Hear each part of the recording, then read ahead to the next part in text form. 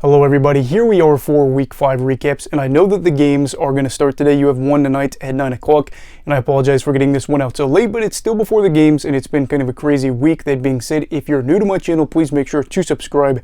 If not, no big deal. Now let's get into it. So the first game of the week is going to be the Edmonton Elks traveling to Saskatchewan in a divisional game that kind of means a big deal for both sides. Saskatchewan's coming off of a bye, and the Elks, of course, are coming off of a disheartening loss to the Ottawa Redblacks, as the Redblacks in their home losing streak, which of course is a big deal. And for Edmonton, they are looking to bounce back after starting the year 0-4. You know, this is not what they wanted. This is not how they drew up their season after acquiring a lot more talent. It does look like they're going to go back to Taylor Cornelius after the Daggy experiment didn't go as planned. And the Riders, of course, will try to see if they can win this one. Edmonton has played them kind of tough as of late, especially last year. I think there was a game that even if the Rough Riders won, it was like 26-24.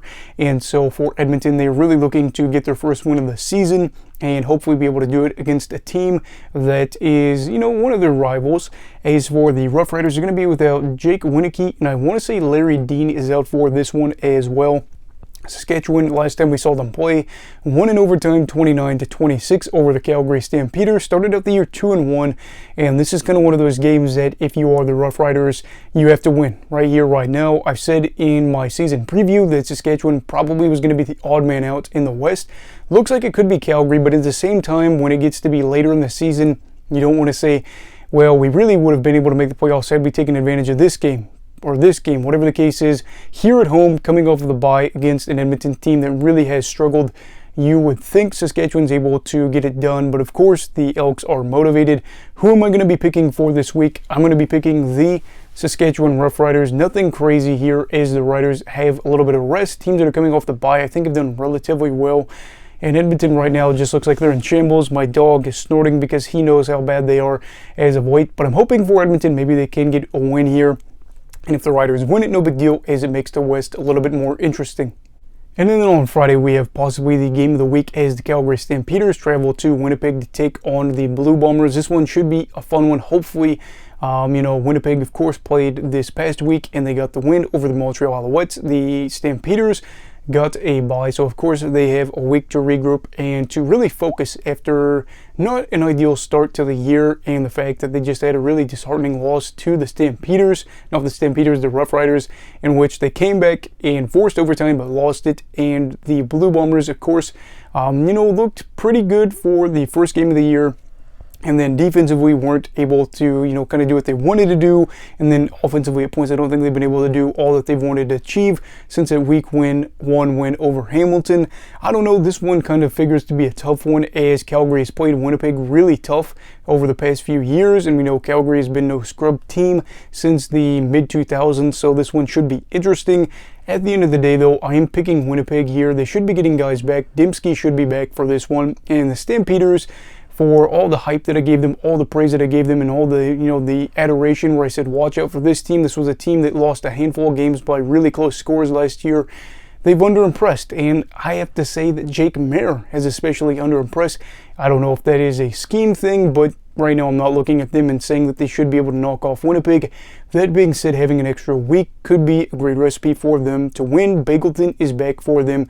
Carey's not at the minute, so it'd probably be Mills that would be the running back, but we will see. So yeah, for this game on Friday, yeah, I'm going to be picking Winnipeg. And then on Saturday, we have the Ottawa Redblacks traveling to Hamilton to take on the Tiger Cats. This is a very big game divisionally for the playoffs. Of course, Toronto is off to the races in terms of the playoff positioning, especially out east. So for any team that's looking to kind of maintain that second spot, you're probably looking at this game as a must-win. If Hamilton loses this, they will be 0-4 on the year. Ottawa is 1-2 right now. Now, they did lose Tyree Adams after their first win of the season, but Jeremiah Mazzoli is slated to return for this game after being out for just over a year, I want to say. It was week 4, I want to say, against the Rough Riders last year, where all that stuff happened. And for me, a guy that really likes watching Ottawa play, while they aren't my favorite team, I'm a big Mazzoli fan, and I do like a lot of the pieces that Burke's brought in. And I feel like for Ottawa, they've had a lot of injuries that have held them back. At the same time, for the Tiger Cats, you have Schultz that is in there at quarterback for this one. They've dealt with some injuries as well, and I think just have a lot of problems going on within the organization, whether those be like a bad locker room or whatever. Just one of those things that if you start off the year 0-3 and you really had aspirations to win your division, that's going to be a problem. So you want to win this one in front of the home fans. Otherwise, the season could be ugly, and I know a lot of people are going to say Hamilton started off 0-4, something like that last year, and made the playoffs at 8-10. They did, but there's no guarantee they will. So they need to be able to win a game like this. Otherwise, to go in an 0-4 hole is not going to be great, especially if Mazzoli comes back and could be a threat for the Red Blacks. For this game, while I do look at the Tiger Cats roster on paper and say that they have a lot more pieces that I like, with Mazzoli's return, I think they're going to be able to throw the ball a lot more than they did against the Elks, where they used Adams and Tuggle more as for their running purposes. I'm expecting the Red Blacks to win this one. I don't know if it's going to be close. I don't know if Hamilton's going to win it, but I do know that I'm hoping for a good bounce back for Mazzoli after dealing with a year of recovery.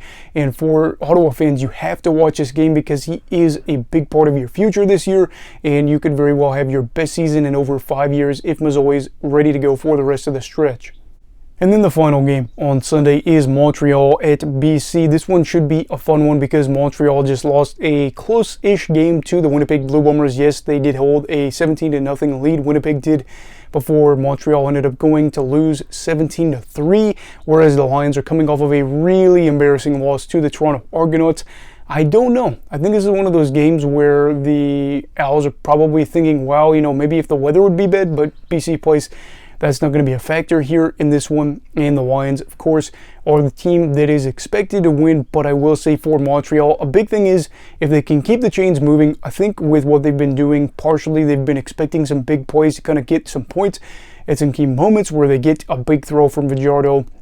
And whatever the case is, that's going to have to be kind of put on the wayside, where they have to actually realistically expect to continue drives and keep things going. And you can't rely on a big Chandler-worthy return to fix all your problems. Defensively, they're going to have their hands full for a group that features Hatcher, that features Rhymes, that features Whitehead, and some other guys as well. Plenty of great opportunities here for both sides to take advantage of some really, really key things before they both are looking to get their first win after, not terrible losses. I should say for Montreal, BC was pretty bad, but this one should be a doozy, and I have to say that I'm going to be picking the BC Lions. Now, I know a lot of people say he's picking them because he's a Lions fan. I generally think that the Lions are a better team. I picked Montreal to be lower in the standings. I will say if Montreal keeps this close or wins this one, I am willing to say that the Owls are a much better team than I expected and could very well finish in the playoffs for them, which I didn't expect. And my dog is just in disbelief that I said that. Unbelievable. He's an anti-Owls person, or dog, I should say. But anyway, what are your picks for the week? Again, I apologize for all this stuff going out so late. It was a crazy week. Anyway, everybody, please make sure to leave your thoughts in the comments. Also, please make sure to like this video if you enjoyed it. Subscribe if you're new. Everybody, stay safe. Have a great night.